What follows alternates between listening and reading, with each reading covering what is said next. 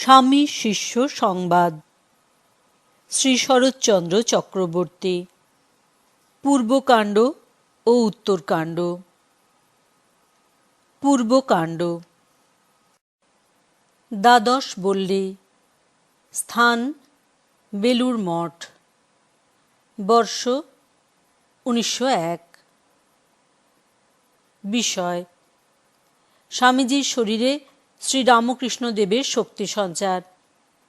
পূর্ববঙ্গের কথা। নাগমহাশয়ের বাটিতে আতিথ্য স্বীকার। আচার নিষ্ঠার প্রয়োজনীয়তা। কাম কাঞ্চনা শক্তি ত্যাগে আত্মদর্শন।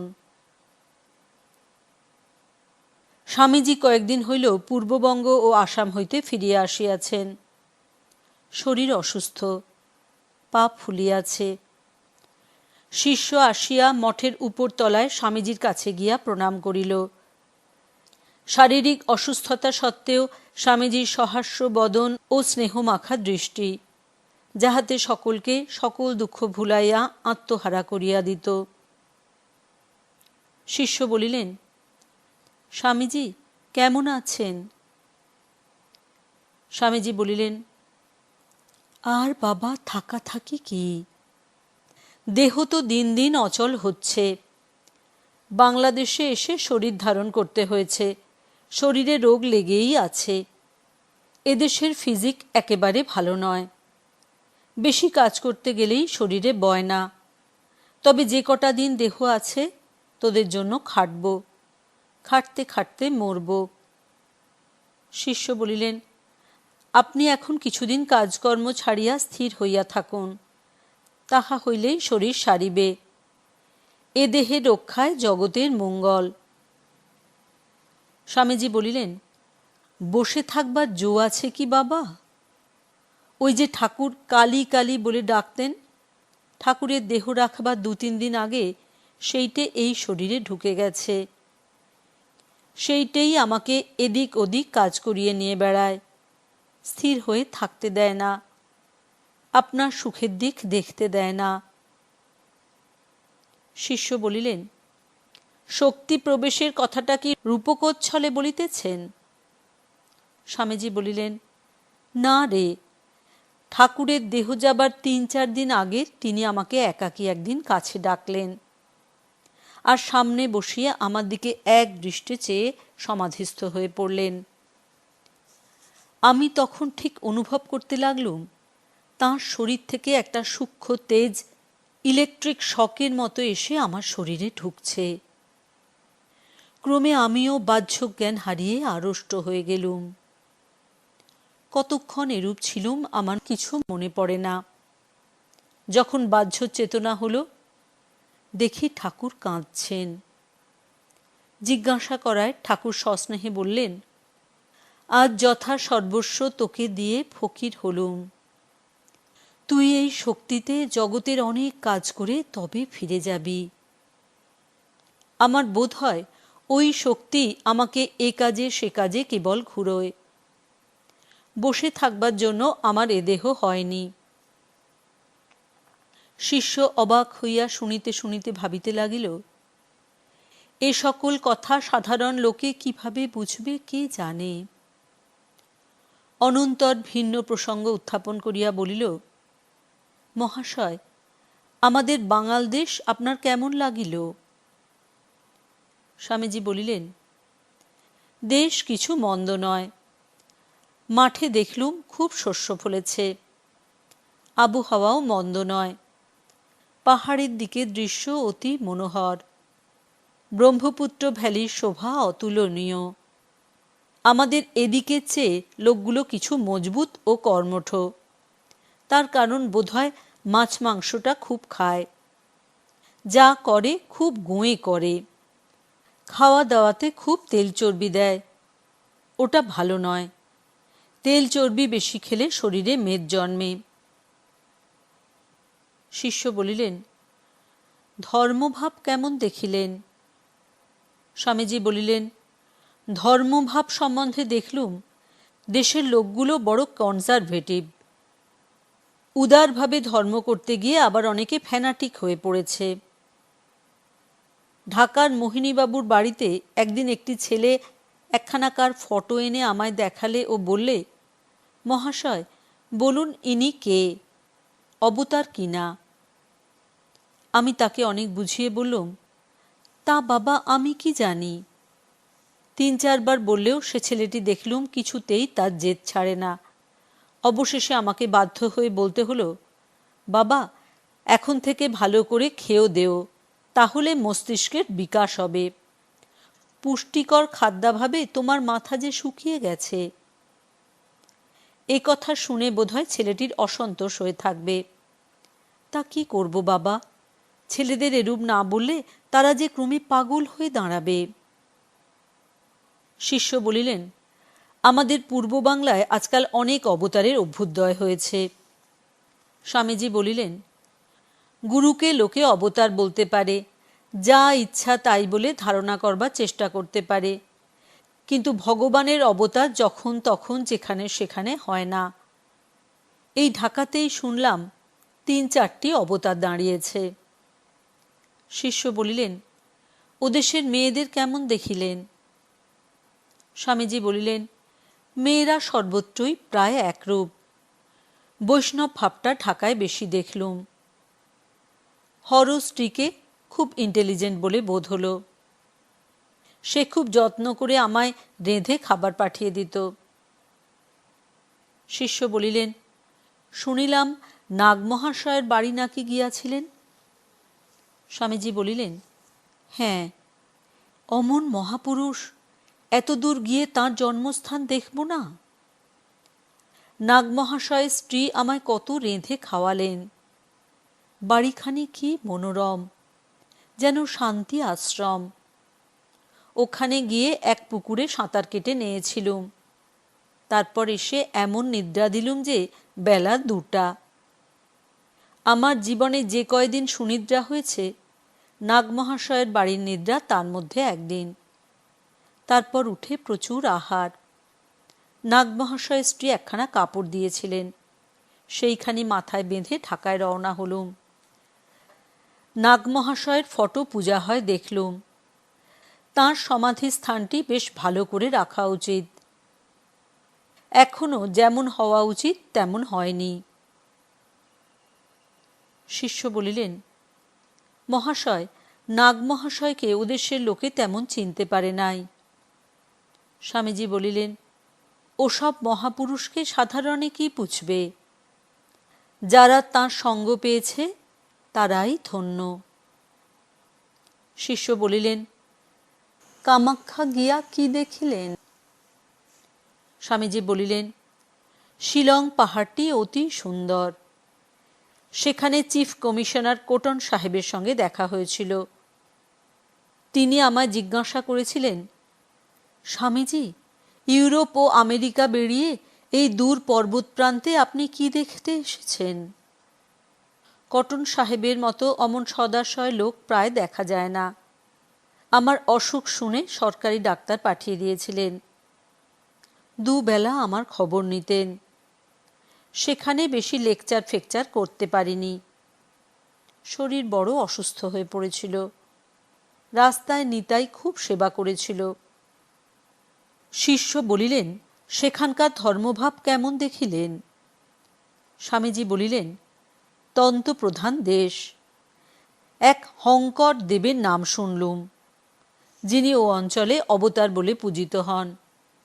শুনলুম তাঁর সম্প্রদায় খুব বিস্তৃত। ওই হংকর দেব শঙ্করাচার্যের নামান্তর কিনা বুঝতে পারলাম না।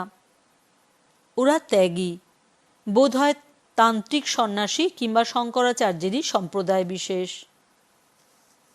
অতঃপর শিষ্য বলিল, মহাশয় ওদেশের লোকেরা বোধহয় নাগমহাশয়ের মতো আপনাকেও ঠিক বুঝিতে পারে নাই। স্বামীজি বলিলেন, আমায় বুঝুক আর নাই বুঝুক, এ অঞ্চলের লোকের চেয়ে কিন্তু তাদের রজগুণ প্রবল। কালে সেটা আরও বিকাশ হবে। যেরূপ চালচলনকে ইদানিং সভ্যতা বা শিষ্টাচার বলা হয়, সেটা এখনো ও অঞ্চলে ভালো রূপে প্রবেশ করেনি। সেটা ক্রমে হবে। সকল সময়ে ক্যাপিটাল থেকেই ক্রমে প্রদেশ সকলে চাল চলন আদব কায়দার বিস্তার হয়। ও দেশেও তাই হচ্ছে। যে দেশে নাগমহাশয়ের মতো মহাপুরুষ জন্মায়, সে দেশের আবার ভাবনা। তাঁর আলোতেই পূর্ববঙ্গ উজ্জ্বল হয়ে আছে। শিষ্য বলিলেন, কিন্তু মহাশয়, সাধারণ লোকে তাহাকে তত জানিত না। তিনি বড় গুপ্তভাবে ছিলেন। স্বামীজি বলিলেন, ও দেশে আমার খাওয়া দাওয়া নিয়ে বড় গোল করত। বলতো, ওটা কেন খাবেন, ওর হাতে কেন খাবেন ইত্যাদি। তাই বলতে হতো, আমি তো সন্ন্যাসী ফকির লোক, আমার আবার আচার কি? তোদের শাস্ত্রেই না বলছে, চরেং মাধুকরিং বৃত্তিমপি ম্লেচ্ছকুলাদপি। তবে অবশ্য বাইরের আচার ভেতরে ধর্মের অনুভূতির জন্য প্রথম প্রথম চাই। শাস্ত্র জ্ঞানটা নিজের জীবনে প্র্যাকটিক্যাল করে নেবার জন্য চাই। ঠাকুরের সেই পাঁজি নেংড়ানো জলের কথা শুনেছিস তো? আচার বিচার কেবল মানুষের ভেতরের মহাশক্তি স্ফুরণের উপায় মাত্র। যাতে মানুষ তার স্বরূপ ঠিক ঠিক বুঝতে পারে, তাই হচ্ছে সর্বশাস্ত্রের উদ্দেশ্য। উপায়গুলি বিধি নিষেধাত্মক। উদ্দেশ্য হারিয়ে খালি উপায় নিয়ে ঝগড়া করলে কি হবে?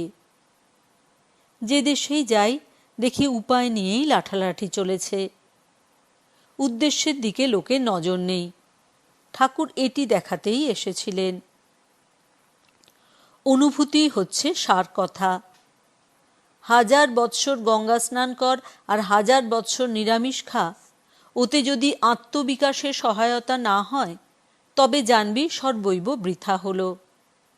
আর আচার বর্জিত হয়ে যদি কেউ আত্মদর্শন করতে পারে, তবে সেই অনাচারই শ্রেষ্ঠ আচার। তবে আত্মদর্শন হলেও লোকসংস্কৃতির জন্য আচার কিছু কিছু মানা ভালো। মোট কথা, মনকে একনিষ্ঠ করা চাই। এক বিষয়ে নিষ্ঠা হলে মনের একাগ্রতা হয়, অর্থাৎ মনের অন্য বৃত্তিগুলি নিবে গিয়ে এক বিষয়ে একতানতা হয়। অনেকের বাহ্য আচার বা বিধিনিষেধের জালেই সব সময়টা কেটে যায়। আত্মচিন্তা আর করা হয় না। দিন রাত বিধিনিষেধের গণ্ডির মধ্যে থাকলে আত্মপ্রসার হবে কি করে? যে যতটা আত্মানুভূতি করতে পেরেছে, তার বিধিনিষেধ ততই কমে যায়। আচার্য শঙ্করও বলেছেন, নিশ্চয় গুণ্যে পথি বিচরতাং কো বিধি কো নিষেধ। অতএব মূল কথা হচ্ছে অনুভূতি। তাই জানবি, গোল মত পথ রাস্তা মাত্র। কার কতটা ত্যাগ হয়েছে, এইটে জানবি উন্নতির টেস্ট, কোষ্টি পাথর। কামকাঞ্চনের আসক্তি যেখানে দেখবি কমতি, সে যে মতে যে পথের লোক হোক না কেন, তার জানবি শক্তি জাগ্রত হচ্ছে, তার জানবি আত্মানুভূতির দোর খুলে গেছে। আর 1000 আচার মেনে চল, 1000 শ্লোক আওড়া, তবুও যদি ত্যাগের ভাব না এসে থাকে, তো জানবি জীবন বৃথা। এই অনুভূতি লাভে তৎপর হ, লেগে যা। শাস্ত্র টাস্ত্র তো ঢের পড়লি, বল দেখি তাতে হলো কি? কেউ টাকার চিন্তা করে ধনকুবের হয়েছে, তুই না হয় শাস্ত্র চিন্তা করে পণ্ডিত হয়েছিস। উভয়ই বন্ধন। পরাবিদ্যা লাভে বিদ্যা অবিদ্যার পারে চলে যা। শিষ্য বলিলেন, মহাশয়, আপনার কৃপায় সব বুঝি, কিন্তু কর্মের ফেরে ধারণা করতে পারি না। স্বামীজি বলিলেন, কর্মফর্ম ফেলে দে। তুই পূর্বজন্মে কর্ম করে এই দেহ পেয়েছিস। এ কথা যদি সত্য হয়, তবে কর্ম দ্বারা কর্ম কেটে তুই আবার কেননা এ দেহেই জীবনমুক্ত হবি। জানবি, মুক্তি বা আত্মজ্ঞান তোর নিজের হাতে রয়েছে। জ্ঞানে কর্মে লেশ মাত্র নেই। তবে যারা জীবনমুক্ত হয়েও কাজ করে, তারা জানবি পরহিতায় কর্ম করে। তারা ভালো মন্দ ফলের দিকে চায় না। কোনো বাসনা বীজ তাদের মনে স্থান পায় না। সংসার আশ্রম থেকে ঐরূপ যথার্থ পরহিতায় কর্ম করা এক প্রকার অসম্ভব জানবি। সমগ্র হিন্দু শাস্ত্রে ওই বিষয়ে এক জনক রাজার নামই আছে। তোরা কিন্তু এখন বছর বছর ছেলে জন্ম দিয়ে ঘরে ঘরে বিদেহ জনক হতে চাস। শিষ্য বলিলেন, আপনি কৃপা করুন যাতে আত্মানুভূতি লাভ এ শরীরেই হয়। স্বামীজি বলিলেন, ভয় কি? মনের ঐকান্তিকতা থাকলে আমি নিশ্চয় বলছি এ জন্মেই হবে। তবে পুরুষকার চাই। পুরুষকার কি জানিস? আত্মজ্ঞান লাভ করবই করব, এতে যে বাধা বিপদ সামনে পড়ে তা কাটাবই কাটাবো, এইরূপ দৃঢ় সংকল্প। মা, বাপ, ভাই, বন্ধু, স্ত্রী, পুত্র মরে মরুক, এ দেহ থাকে থাক, যায় যাক, আমি কিছুতেই ফিরে চাইব না যতক্ষণ না আমার আত্মদর্শন ঘটে। এইরূপে সকল বিষয় উপেক্ষা করে এক মনে আপনার গোলের দিকে অগ্রসর হবার চেষ্টার নামই পুরুষকার। নতুবা অন্য পুরুষকার তো পশু পক্ষীরাও করছে। মানুষ এ দেহ পেয়েছে কেবলমাত্র সেই আত্মজ্ঞান লাভের জন্য। সংসারে সকলে যে পথে যাচ্ছে, তুইও কি সেই স্রোতে গা ঢেলে চলে যাবি? তবে আর তোর পুরুষকার কি? সকলেই তো মরতে বসেছে। তুই যে মৃত্যু জয় করতে এসেছিস, মহাবীরের ন্যায় অগ্রসর হ, কিছুতেই ভ্রুক্ষেপ করবিনি। কয়দিনের জন্যই বা সুখ দুঃখ? যদি মানব দেহ পেয়েছিস, তবে ভেতরের আত্মাকে জাগা আর বল, আমি অভয় পদ পেয়েছি। বল, আমি সেই আত্মা যাতে আমার কাঁচা আমিত্ব ডুবে গেছে। এইভাবে সিদ্ধ হয়ে যা। তারপর যতদিন দেহ থাকে ততদিন অপরকে এই মহাবীর্যপ্রদ নির্ভয় বাণী শোনা। তত্ত্বমসি, উত্তিষ্ঠত জাগ্রত প্রাপ্য বরান নিবোধত। এইটি হলে তবে জানব যে তুই যথার্থই একগুঁয়ে বাঙাল।